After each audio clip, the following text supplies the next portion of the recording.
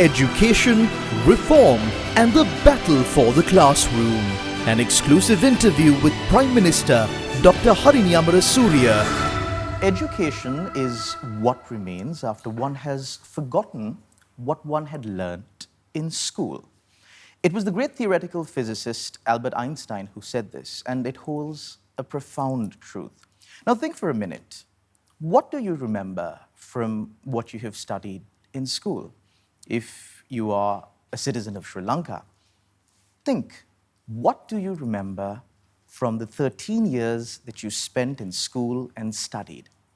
That is the education you have received. And if you are, like I said before, a citizen of Sri Lanka, that is the education that you have received from the free education system that we have here in place in Sri Lanka.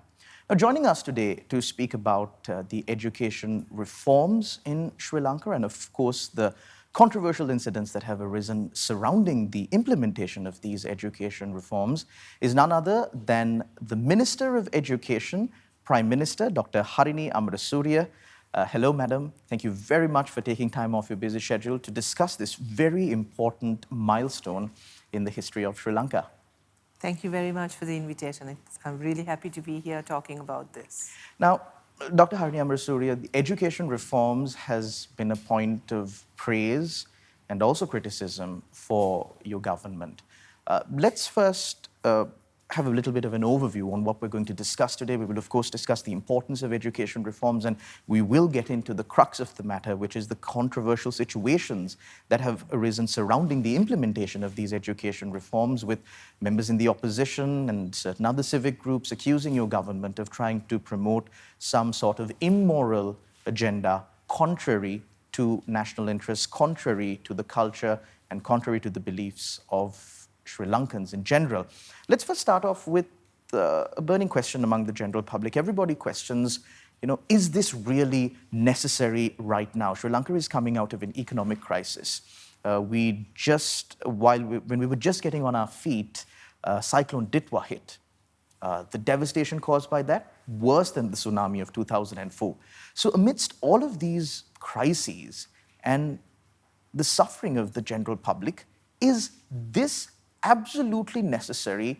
Why was the NPP government and of course the Education Ministry under your purview pushing for these reforms to take effect as early as 1 year since your government came into power?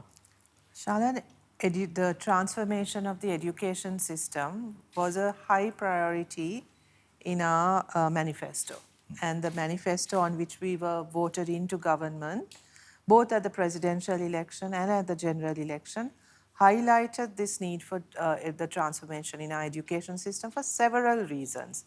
And this is not something that we came up with overnight. This is, in fact, a continuation of a long-term struggle that many of us who are involved with the NPP have been engaged in, because we saw the problems within the education system. I mean, in fact, I think that's one of the main reasons many of us joined the NPP, because we saw the NPP as the path to correcting some of those fundamental problems within the system. This includes the quality of education, the equal access to quality education, the disparities within the education system, the difficulties that parents face in everything from getting a child admitted to school to taking that child through the O-levels, the A-levels, the grade 5 scholarships. I mean, I can give a list of issues that have been plaguing our system for many years. That aside, as a political movement, we also strongly believe that you need intelligent, civic-minded citizens to create the kind of country we envision. One that is developed, one that is civilized, one that is a place where people can live and work happily and with prosperity. Right? To create that kind of country, a country where democratic principles are upheld, people respect each other, public interventions and public spaces are civilized. All of these kinds of issues, this kind of country that we envision, requires a strong education system. The economic development that we have planned for this country requires a strong education system that can produce the labor, produce the kind of people who can drive and lead that economy. And so for all of these reasons, the education transformation was very much a priority for us. It was something that the president and all of us constantly spoke about on our platforms, on our political platforms. So it was one of the top priorities along with the economic crisis that the country was facing. Plus, there are kind of practical issues here in that it is an accepted kind of standard in education, say philosophy, for example, or policy, that every 8 years or so there needs to be a revision of the curriculum, particularly. And in our country, this, for various reasons, this has not happened for about 10 years. So our curriculum is outdated in content as well. So this was also a concern, right? So apart from the fact that the curriculum was outdated, our policy on education was looking at a more sort of structural transformation in education, addressing some of those problems that I mentioned earlier. But the fact that the curriculum had also not been revised for about 10 years was also something which made us feel that this was a top priority and we needed to act fast on it. Dr. Amarasuriya, now speaking about these reforms, there are still people in Sri Lanka, a segment of society that says, despite what education reforms that you plan to bring, we don't want it now. We don't want it now. We have more pressing issues right now. Let's do education reforms, but let's do it later. What would be your response to people who genuinely hold this thought? I am not sure that is what people are saying, to be honest, because I feel that For those who are saying that. People say they may not want this education reform process, but everyone wants education to be reformed. So this is the feedback that we are getting. In fact, we are being told to press on. We are being told, get with it, start this. Really, this is already delayed. Okay. Right? And I don't think there's an argument about delaying this, or sort of that this is not the right time for it. People want the reforms. Okay. People want the reforms. I think the debate is about what particular reform are people looking for and the different views that people are taking about it. Okay. So there have been many allegations with regard to these reforms, primarily coming out of the opposition, of course, as it should be in a parliamentary democracy. Let's speak about the opposition's involvement in the education reform process. Now, this is not just an endeavor of the government alone. It's the parliament that holds the sovereignty of the people. How has the opposition's involvement been in creating the policy for these education reforms, attending ministerial consultative committee meetings? How has that process been? Within the parliament, on several occasions, we had briefings for all 225 MPs, members of parliament, on the proposed reforms. There is a ministerial education consultative committee which consists of both opposition and government MPs. There's also a sectoral committee that looks at human resource development, which is chaired by a member of the opposition. In all of these spaces, the education reforms have been discussed. In fact, we have a subcommittee on education reforms in which there are participants from the opposition, from all the opposition parties in this committee, where the proposed reforms have been debated and discussed almost all of last year. In fact, we also had a 2-day debate in Parliament on the proposed education reforms. At no point did any of the opposition say they don't want reforms. They had questions about certain things. They wanted changes. They proposed changes, some which we could agree on, some which we didn't. They had questions about the process. They said they didn't have enough information about it, which we've been trying to provide consistently. But in public, And even privately, many of the members of the opposition have said that this reform process is necessary. So I mean, even if you hear what they've been saying recently, no one has said that they don't want the education reforms. They've been picking up issues and kind of trying to create a debate about particular issue, but they all come back to the refrain. But we all want education reform. We all think reform has to happen. Okay, so speaking about the particular issue or the controversies that have arisen during the implementation of these education reforms, one was about a reference to a particular website that contains immoral content not suitable for children. I understand that there is an investigation ongoing. Yesterday, the cabinet spokesperson announced that a fact-finding report on this particular incident was submitted to cabinet, and cabinet had deliberated on that report. Any information that you could give us regarding this fact-finding report that has now come into the cabinet? Sure. So, Shalan, if I may give a little bit of background also, in preparation for launching the curriculum revision in grade 1 and grade 6, as you know, the reform is more than just curriculum revision. There are lots of other things we've been implementing.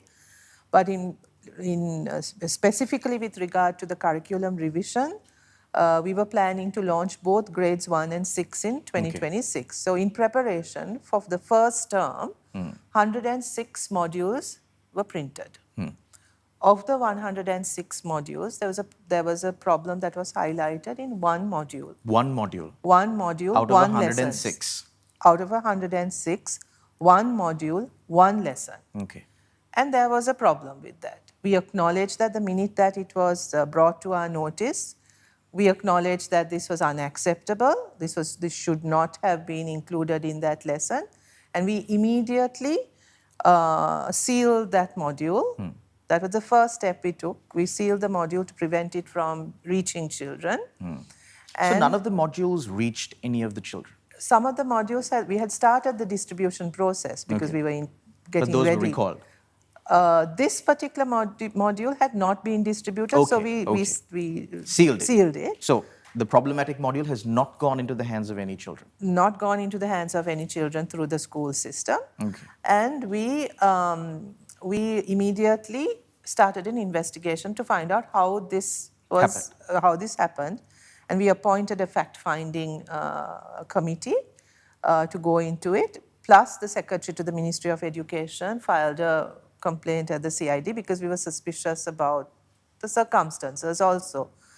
And the fact-finding committee submitted its report in which it said there is a problem, and unacceptable content is in this one lesson, and that the process through which this had been included suggests a violation of the procedures that are taken in established procedures about how to develop content and about accountability and responsibility.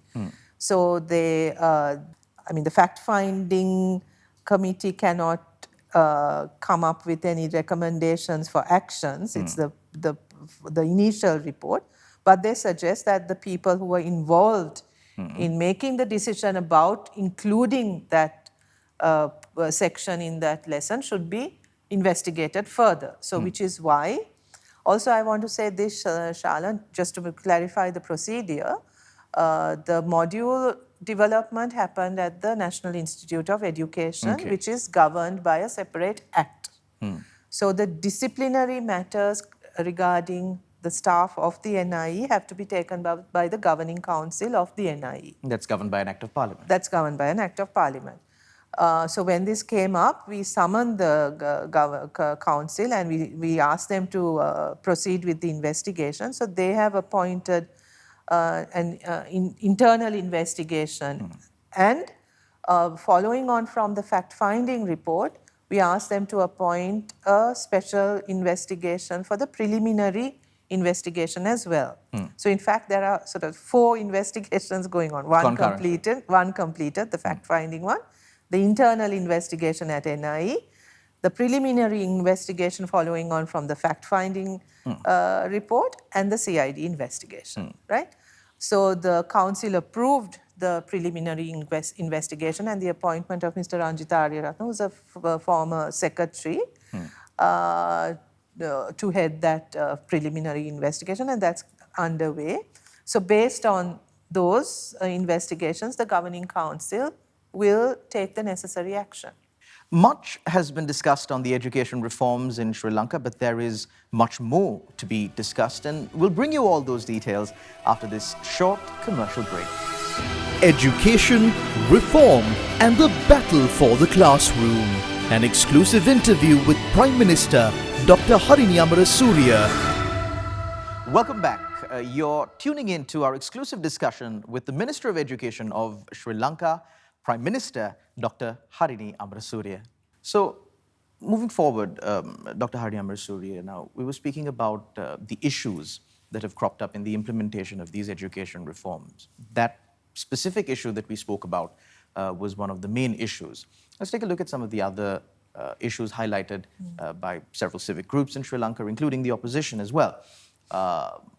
The colors that you have used on the covers of these books, there were several people who tried to suggest that that is part of the agenda that the government is trying to promote among children. What is your response to that? I don't even want to dignify that with a response, Shalan, to be honest, right? Because I think we are very open to constructive criticism. We are very open to discussing how to improve this process. Okay. I mean, and there are lots of groups who have been working with us, who have been suggesting things that need to change, and providing very constructive criticism, including trade unions that are not aligned with our government, but other independent trade unions, university academics, professionals, who've suggested various changes that they would like to see, offered various criticisms and perspectives, which we are more than happy to engage with. Right? But then there's a section of the public who are using the education reforms in this sort of, in some sort of mythical, imaginary world that they live in, that they think that they can use this to somehow upset the government and overthrow the government. So they come up with all kinds of fairy tales which have no basis in reality or content or truth even. And basically they are trying to mobilize people against the government, which I think is one of the most heinous things that they can be doing. I mean, you're playing with education.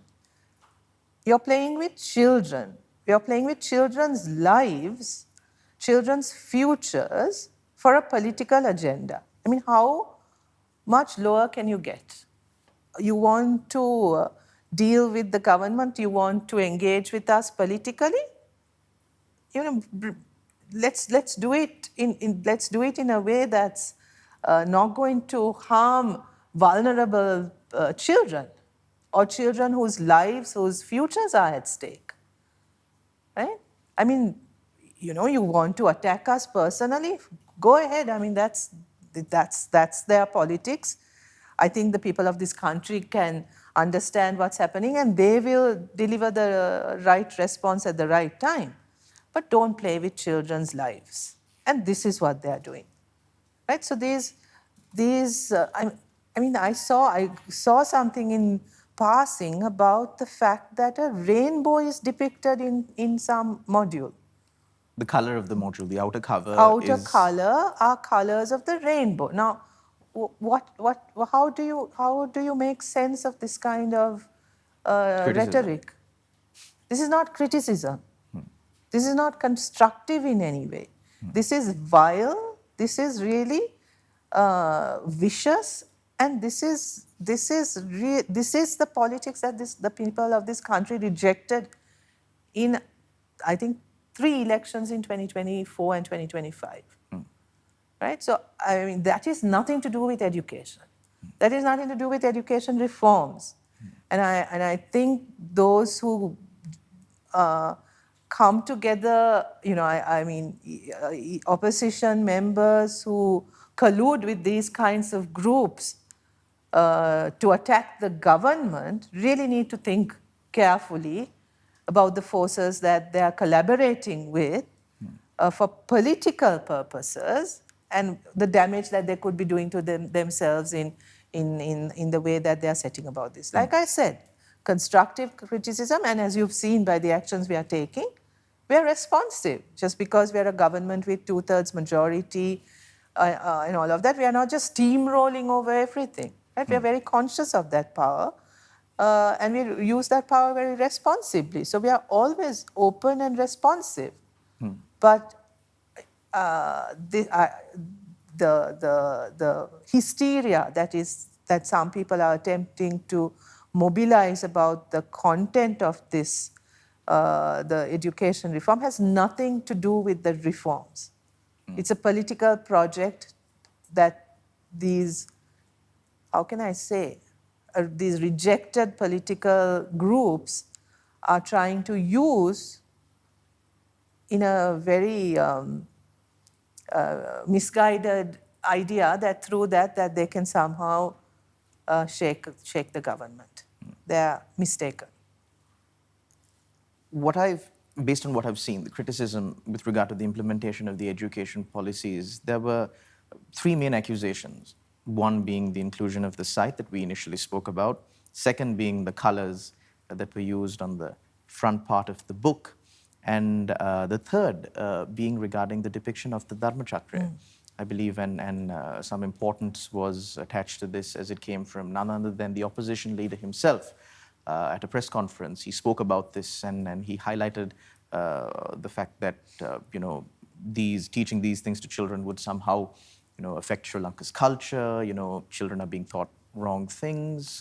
On that criticism, what would be your response? So I'm very disappointed that someone as responsible as the leader of the opposition is using these kinds of cheap tactics, right? Because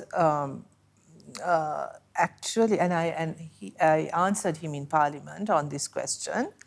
The Dharma chakra that is depicted in the module on Buddhism is one that is approved by the Ministry of Buddhist Affairs. The Dharma chakra itself was verified and was verified by a council of monks, of highly respected senior monks, Buddhist theros, who said that this is the most appropriate Dharma chakra. Okay. Right? I think this committee was appointed sometime in 23-24, and they not under your government. Not under our government. This was what was officially then authorized as the proper Dharma chakra, and that is what has been used ever since. And so when this module was developed, we checked with the Buddha Sasana Ministry about the right Dharma chakra to be used, and this is what they told us was the right one.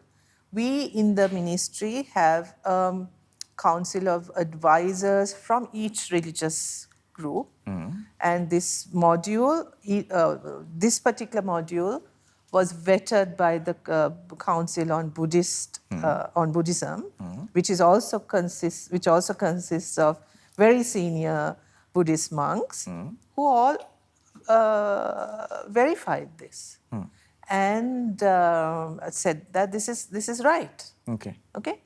So there is absolutely no problem with the Buddhist with the Dharma chakra that is depicted in the book. So my question is, are we expected to ignore the views of the Venerable Theros and the council of Theros that was appointed to look into this and take the advice of Mr. Sajit Premadasa on this? Are we supposed to just ignore what the priests are saying and go with Mr. Premadasa? I don't think so, right? So again, it shows, for me, what it shows is that they are so desperate to kind of paint this government in a particular way. They leap into things without really in verifying the accuracy of the accusations they make. And as a result, they're constantly falling flat on their faces, right? So their sort of their compulsion to attack us sometimes, I think, overrides their common sense. Now, Madam Prime Minister, you've been very enthusiastic about implementing these reforms. This was there in the NPP manifesto. Since the day you came into office, you've been working towards formulating these reforms. But of course, as you might have realized and might have very well known when you get into it, politics is quite the blood sport. And when it came to the implementation of these education reforms, there have been, in addition to criticisms of content, criticisms of the manner in which the education reforms are to be implemented, there has been also criticisms, and I must say vile criticisms, against you personally. Now, I wouldn't want to dignify these criticisms by giving them any more publicity than needed, but I think it would be remiss on our part if we do not provide you with an opportunity to respond to these vile and very personal attacks directed at you in an attempt to discredit these education reforms, coupled with, of course, the criticisms that they're leveling against the content. What would be your response to what has been said? Shalan, I don't want to dignify those attacks with a response about the attacks, about what is being said. About the content. About the content. And one thing I learned very quickly in politics is that if you start responding to personal attacks, that becomes a distraction. And I live and work according to my conscience, according to my principles, and as long as the people that I work with and the people I trust and the people I love, my family and the people of this country accept me, accept what I do and have trust in me, I'm not going to respond to a few vile individuals, right? I mean, that's not what I really don't. That's not how I operate. However, I want to take it as a bigger issue, in that the way in which the attacks have happened are not just about me, Harini Amarasuriya. It's about me as a woman. It's about female leadership, right? And it in a way it reflects a deep kind of backwardness in our society about some groups' inability to deal with strong women, with strong leadership, female leadership, with women who may not be conform to their image of a woman, to their ideas of what a woman should and should not be, right? So for me, it's not a personal attack, it's an attack against women in general. And that we have to fight. Because I think what is important is that this kind of attack shouldn't discourage other women, other young, strong women or capable women from feeling that they don't want to take up leadership roles, they don't want to come forward in this society because this is what they're subjected to. This is why I will speak about it, because I think we have to make sure that that does not happen, that we don't let that happen. Right? I'm not worried about it as an individual. I'm worried, I will speak about it and I will respond to it as a structural issue, as an issue of misogyny and as an issue of patriarchy. Right? Because I don't want it to be, I don't want it to prevent other women from, having ambitions about leadership, whether it's in politics or economics or entrepreneurship or whatever other sector they want to be in, right? So that's why I will talk. That's why I talk about it, and that's why I think we need education reforms, right? It's like a hole in the bucket. It spins and comes back to the same point. Yes, right. So that these kinds of attacks, this kind of attitude is unacceptable, right? Something that I found deeply concerning was the fact that some of these very personal attacks, very personal criticisms that you categorized as misogyny came from women themselves. What do you think about that?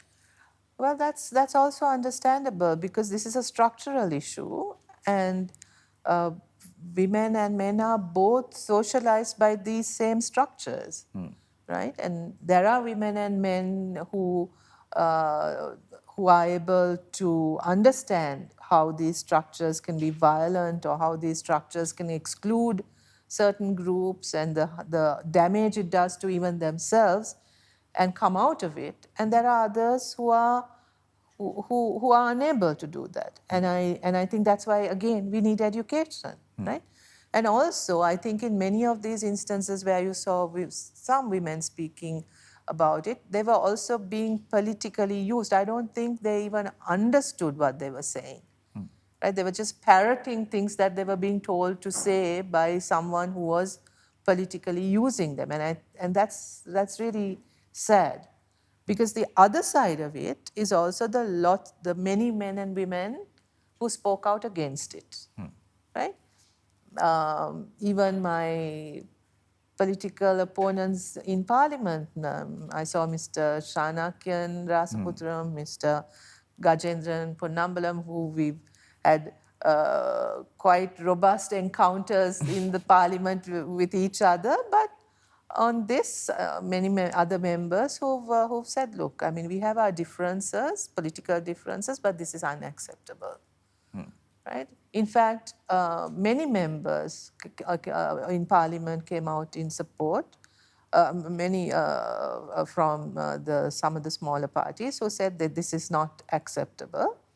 There are many civic groups, women's groups who've also understood that this is not just an attack on me, it's an attack on women in general, who've come out in support and who've said things.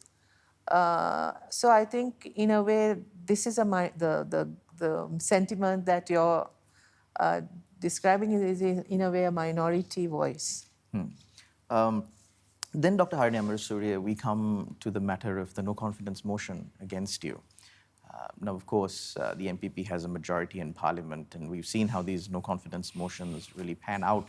But have you had a chance to go through the content of this no confidence motion? What are you being accused of in Parliament and being forced to step down, so to say?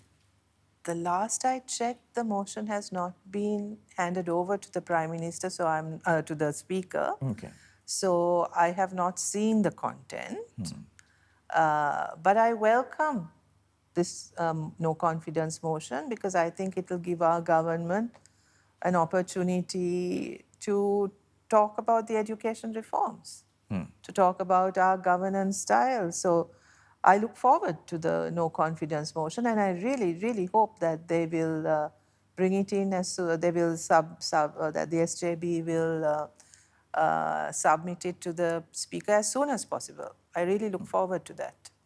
Dr. Harini Amarasuriya, in addition to the no confidence motion, of course, the NPP government announced that the education reforms that were planned for the grade 6, for students from grade 6 onwards, to be implemented this year has been postponed to 2027. And there were protests being staged, satyagrahas being staged, calling for your resignation, and they all packed up and left almost immediately after. Yeah, they left, but I'm still here. Almost immediately after this announcement. They called it a victory. They called it, we wanted to stop these education reforms from coming into play.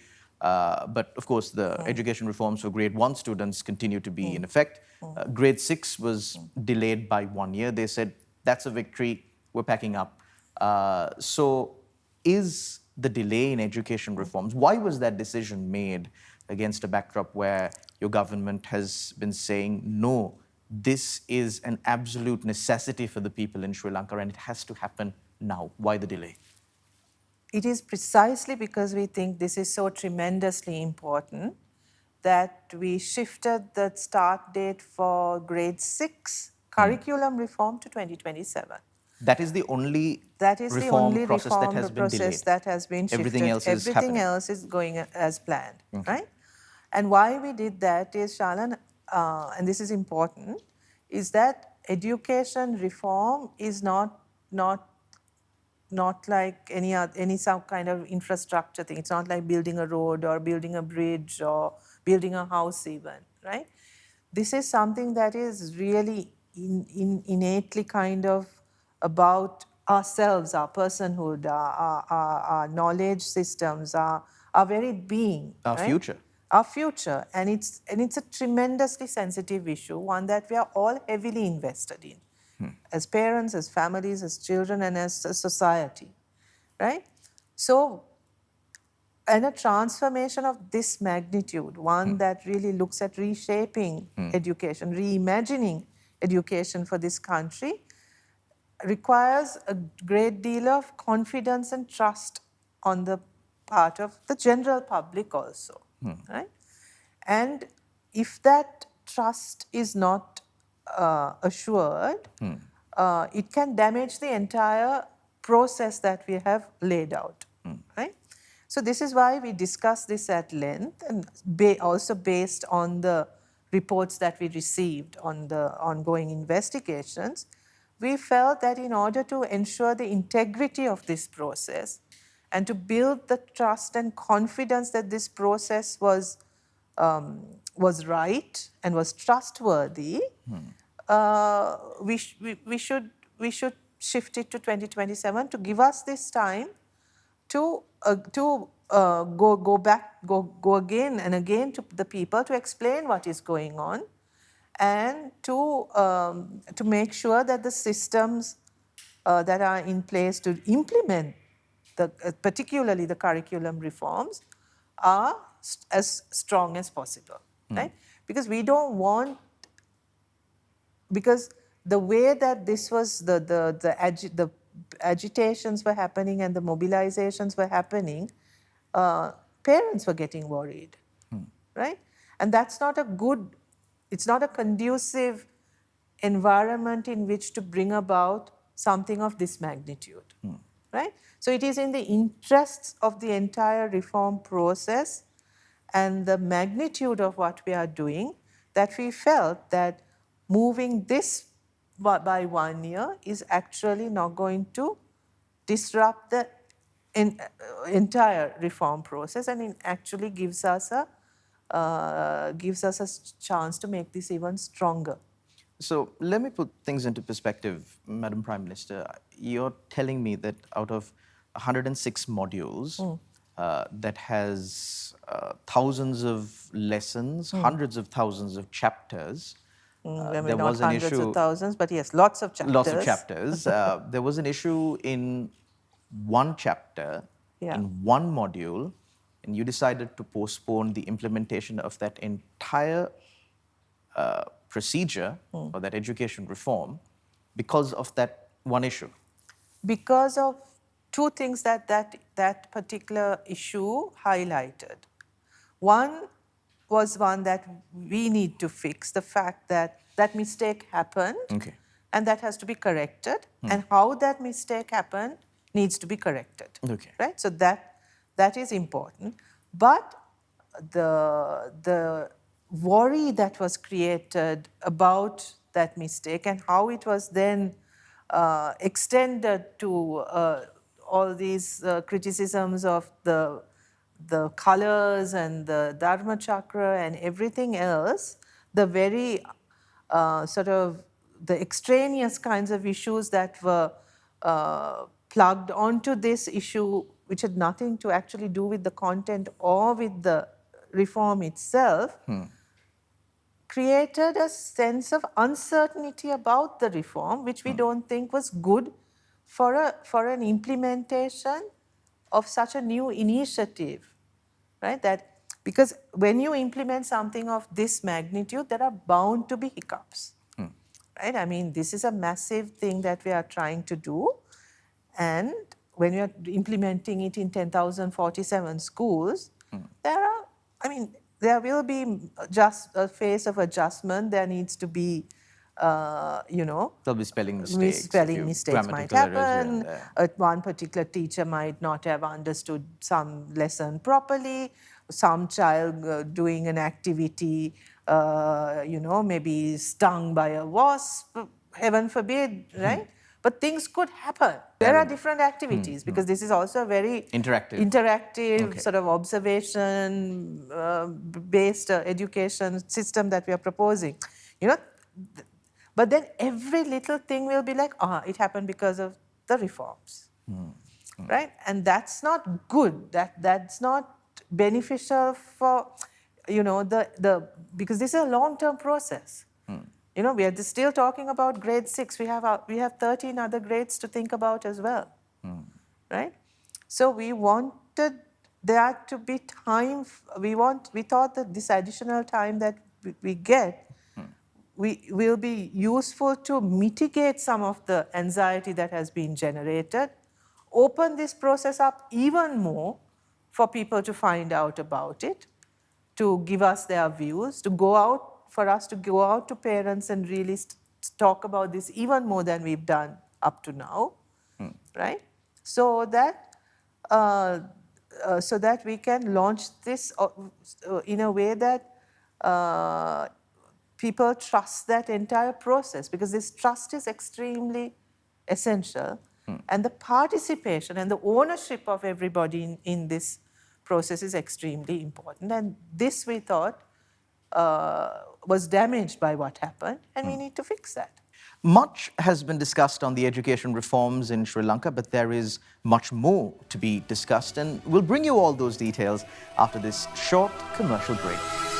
Education, reform, and the battle for the classroom. An exclusive interview with Prime Minister Dr. Harini Amarasuriya. Welcome back. You're tuning in to our exclusive discussion with the Minister of Education of Sri Lanka, Prime Minister Dr. Harini Amarasuriya. Dr. Harini Amarasuriya, now we were speaking about education reforms, and one issue that the entire world is facing at this point of time, with the development of technology, with the development of means of communication and the access that people get to speak out, make their voices heard, is misinformation and disinformation. And at different levels, different governments in different countries have thought out and come out with procedures of how to deal with misinformation and disinformation. Back in the day, there was certain criminalization of false information that was removed. Here in Sri Lanka, at the moment, defamation is only a civil wrong that can be compensated monetarily, and then there have been cases filed with regard to that. But with the development of technology, there are developed countries in the world that are now criminalizing misinformation, disinformation, social media campaigns, speaking specifically about what transpired subsequent to the education reforms being implemented as far as the personal attacks on women were concerned. The First Lady of France was subject to similar criticisms. There were similar allegations leveled against her. And the people who had disseminated those information were found guilty. And there are countries where it's a criminal offense. So is the government really looking at that kind of an approach to managing disinformation and misinformation in Sri Lanka? Or are we looking at a more people-centric approach where the people themselves reject misinformation and disinformation, of course, due to the counter given by true information and real information? Well, I think some amount of regulation is necessary, but that regulation, the extent and how that regulation and how platforms themselves regulate content, I think is something that needs to be seriously thought about, right? But I think what is more important is digital literacy, and this is very much a part of our education reform. Sorry, I'm coming back to the Mecca again. But I mean, because this is such an important part of our reform process also, because like you said, right, you need to know, you need to be able to understand when it's misinformation, when it's Distinguish fake, it. distinguish it, be able to analyze your sources, look into your sources. All of this is part of being digitally literate. So in fact, as part of the reforms, there's a digital task force on education, there's a task force on digital education. Yes. And part of the mandate of this task force is to come up with a policy for digital content and for guidelines on how to use digital educational material from with a child protection safety guidelines as well, right? So we are considering things at what age children should have access to certain apps, at what age children should be exposed to screens and interactions online, what amount of screen time is necessary, how do we make children aware about content and safety. All of these issues we are considering in that policy, and which we hopefully will be ready within a month or so, which will take into account all of this. And digital literacy is, I think, one of the main ways in which you can combat this, because this is actually not just about misinformation and fake news and all of that also, Shalan. I mean, in education particularly, I've been talking to my former colleagues in the universities and in school teachers and principals. There's a lot of concern now with how students are generating answers from AI, ChatGPT, right? At one level, this is very empowering, right? But at the other level, you worry whether children are losing the skill of actually thinking and writing for themselves, right? So there's a lot that needs to be considered as we are becoming more and more technologically advanced and connected and on all kinds of platforms, right? So there's a lot of work that needs to be done in education, in formal education, and in general, in citizenship education, which is, I think, the best way to deal with this, and not just by criminalizing this behavior or criminalizing these actions. I mean, there's regulation needs to be thought about, and I think you need to work with the industry on this. And certainly we are working on that legislation as well. But there's a bigger amount of work that's needed with education and digital literacy in general. So moving forward, Madam Prime Minister, now we are, like you said, the education reforms have not in total been postponed to 2027. It's only the reforms planned for students in grade 6. Curriculum reforms for grade 6 only. So, that has been shifted. so just to keep the general public informed of what education reforms have been implemented since the start of this year, and of course there were a few that came into effect last year as well. What are the ongoing reforms that are taking root? Right. So as you know, there are 5 pillars in our reform system: the curriculum revision, the human resources development, the infrastructure development, changes to the assessment and evaluation system, and the public information. Okay. So with regard to human resource development, there's been a massive amount of work that we've done since last year. For many years, starting with one of the most basics, that for many years, the positions within the education sector were vacant. We had acting principals. There were no teacher administrators in positions. Since about 2017, people had not been recruited to these positions. There were huge numbers of vacancies for teachers as well. We've appointed about 800 odd teacher administrators to critical positions. We've started recruiting principals who up to now have been acting. We've had acting principals, which has been very problematic. So now we've gazetted and started recruiting principals, and the cabinet this week actually approved the recruitment of 23,000 teachers to the system, right? So there's been a massive sort of recruitment drive within the sector to fill up positions that have been vacant for a long period of time. We've had lots of training for teachers. In fact, with the education reform process, we've provided training for over 120 teachers, about 120,000 teachers on the education reforms per se, and these will continue to take place. We've focused a lot on infrastructure development. We are going to make sure that by mid this year, all secondary schools will have connectivity. Okay. We'll have digital devices for at least a minimum basic number within every secondary school.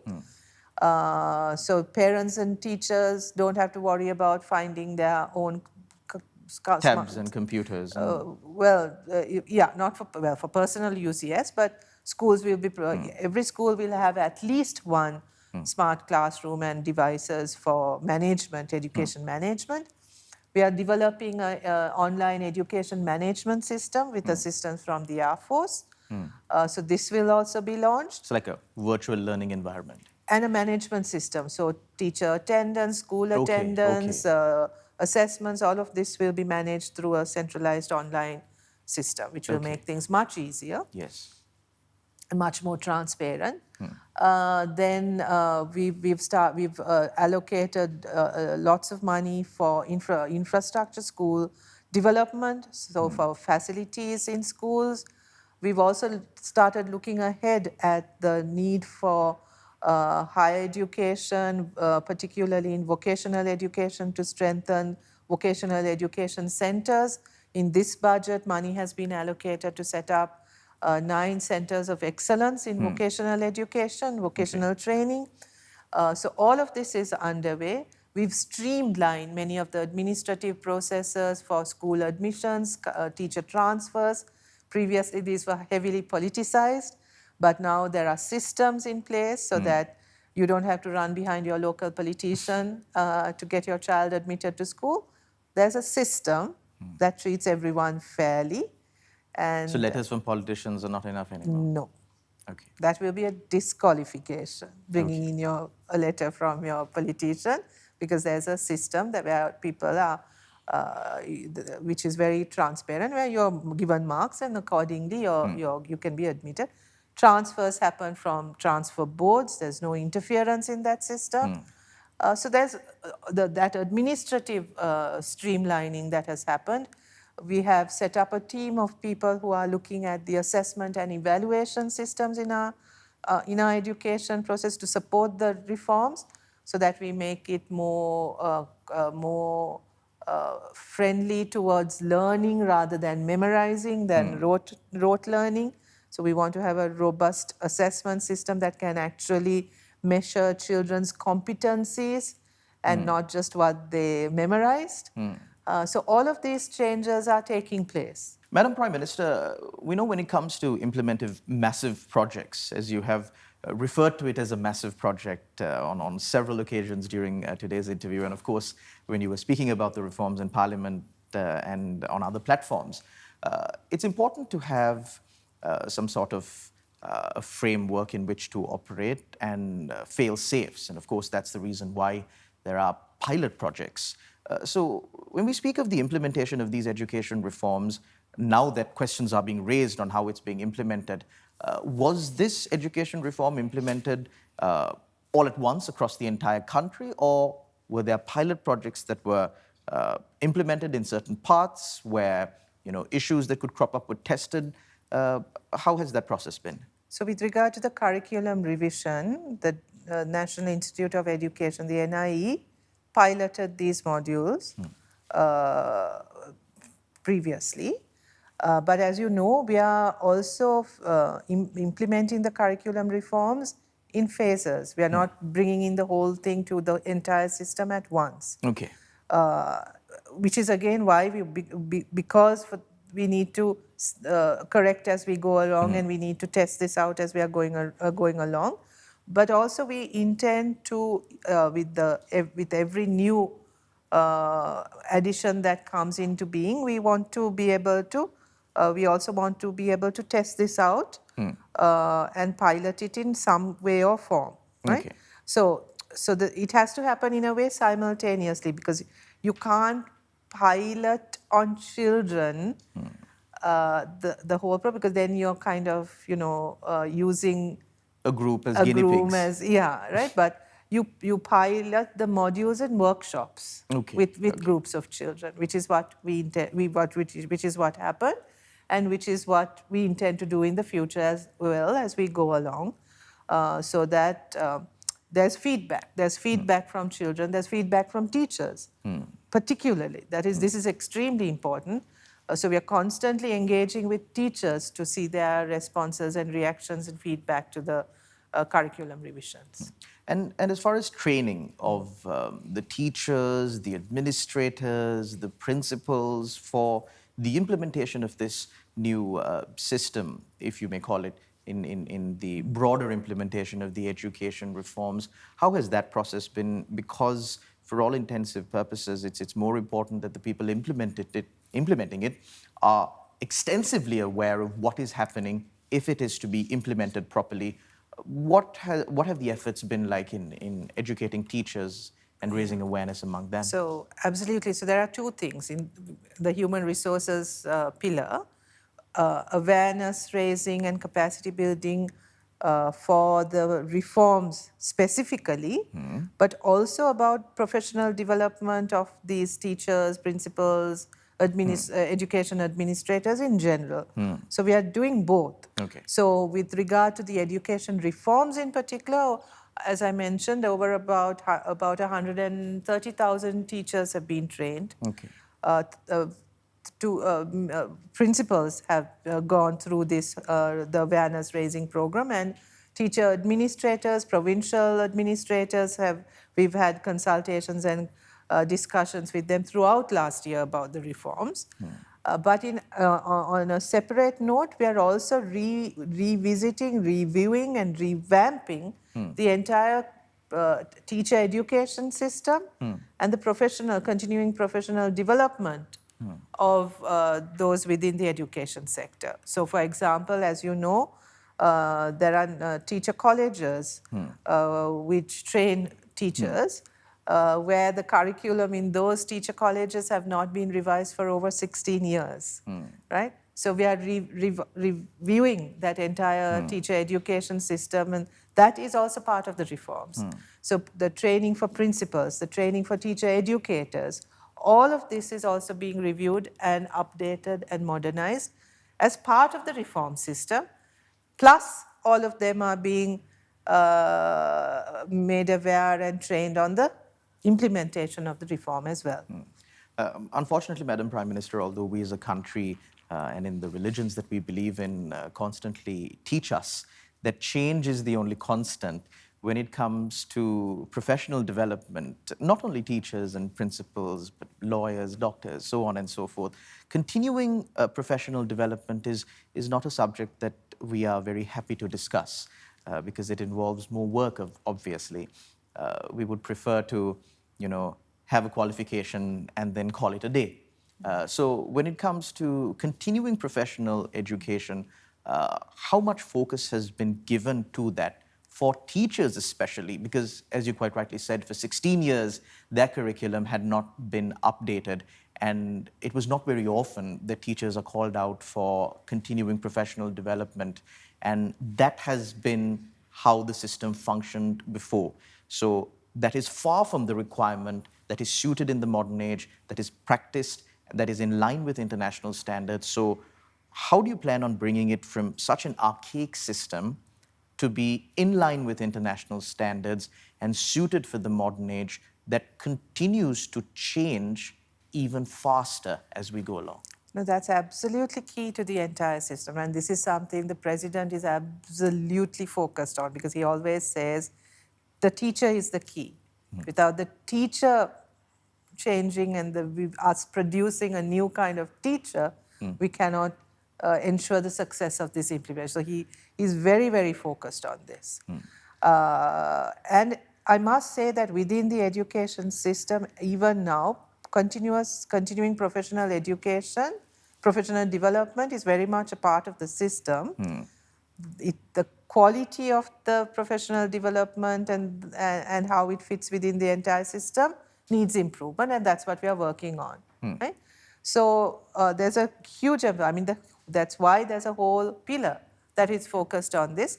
Plus, we are going to form, and the process has already started, to set up an education council, which will set the standards and benchmarks for those within the sector, like the SLMC, right, who are responsible for regulating the medical profession.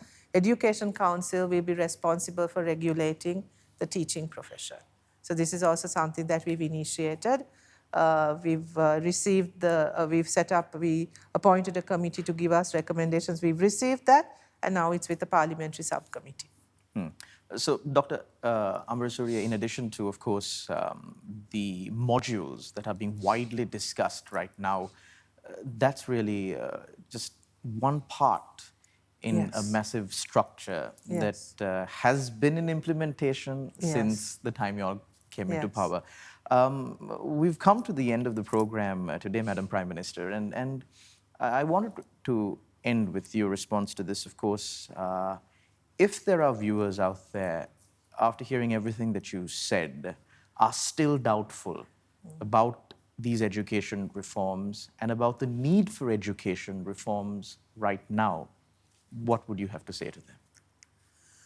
We're always open to discussion on the reforms, on the content, on the directions. I mean, people have been very generous with their thoughts and ideas. I get letters and calls every day with suggestions. And I hope that will continue, right? But I think we also need to be able to distinguish from genuine concerns about such a massive transformation and a necessary dialogue and debate that needs to happen, which needs to happen consistently, right? Because public engagement in this is absolutely essential. And right? you'll welcome it. Sorry? And you welcome it. And we welcome it. But we need to distinguish this from the vicious campaign to discredit the entire process based on a power struggle.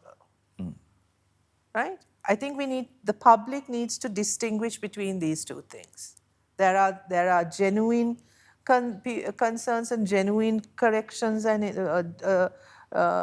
engagements that need to happen, and constant consultation to make sure that this is something that is collectively owned.